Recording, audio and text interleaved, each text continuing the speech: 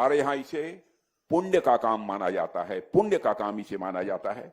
और इसी पुण्य भाव के साथ हमारी सरकार ने भी अपने वेटरन्स के लिए बीते वर्षों में कई ठोस फैसले लिए हैं और आने वाले समय में भी यह सिलसिला रुकने वाला नहीं है। मैं यह भी आप सबको आश्वस्त करना चाहता हूं। आज जब सारा देश अपने सैनिकों का स्मरण कर रहा है, उनके योगदान को स्मरण कर रहा है और उनके प्रति आभार व्यक्त कर रहा है, तो मैं आज से लगभग 40 साल पहले IPKF Indian peace keeping force के रूप में श्रीलंका में शांति स्थापना के लिए चलाए गए सैन्य अभियान में भाग लेने वाले सभी पूर्व सैनिकों का भी मैं स्मरण करना चाहता हूं।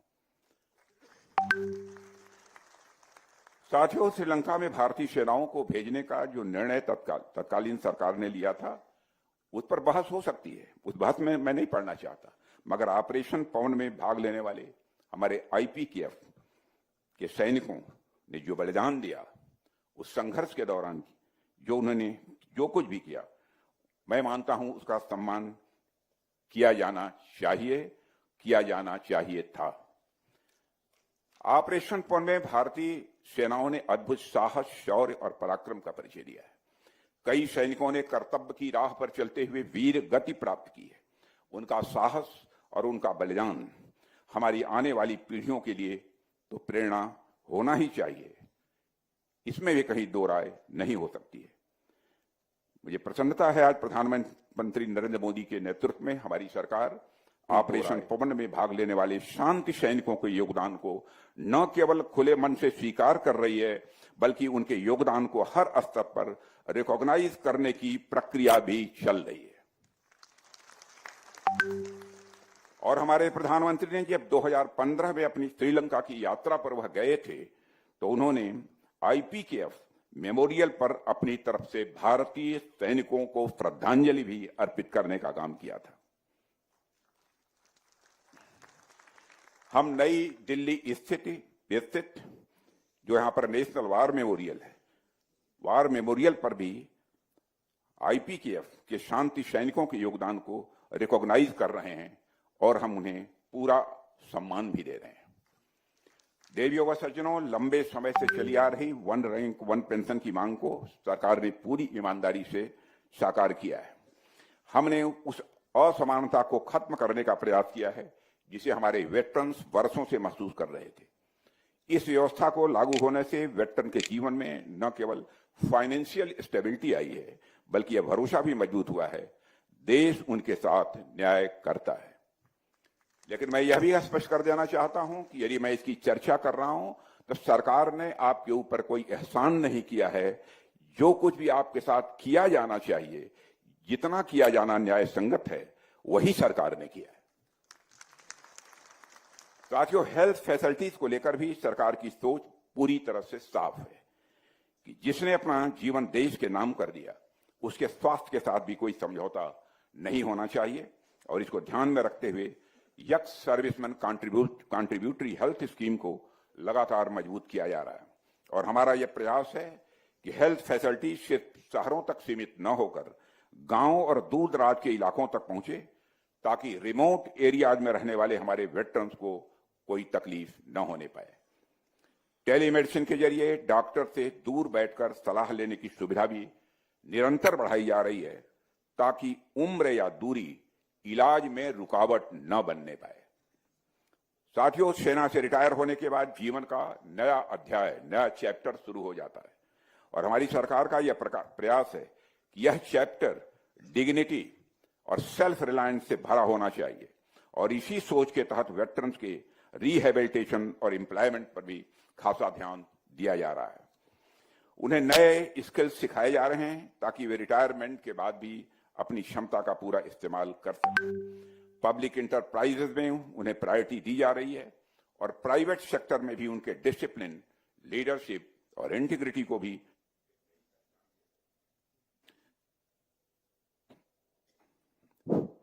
उनको नई पहचान मिल रही है।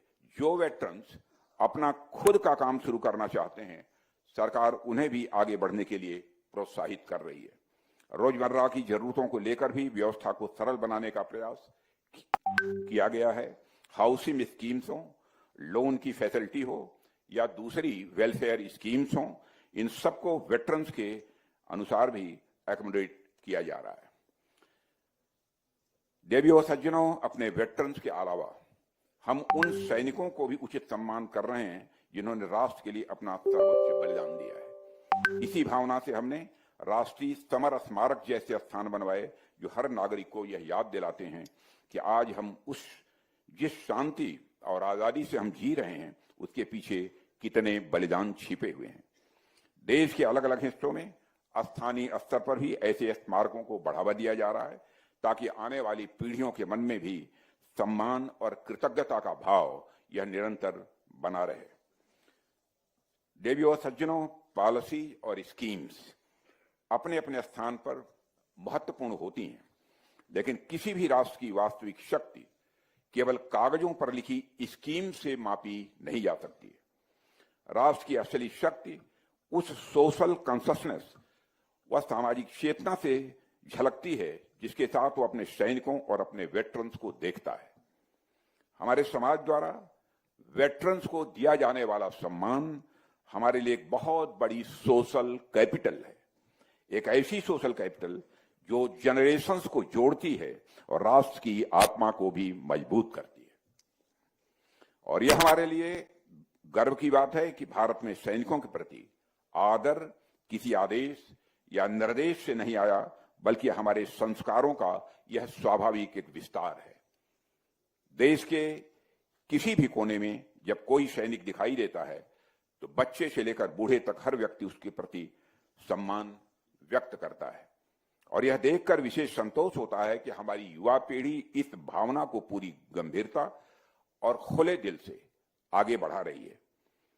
हमारे सैनिकों के साथ हमारा बंधन हृदय का है, विश्वास का है, सम्मान का है और एक साझा भविष्य के सपनों का हमारा आपका रिश्ता है।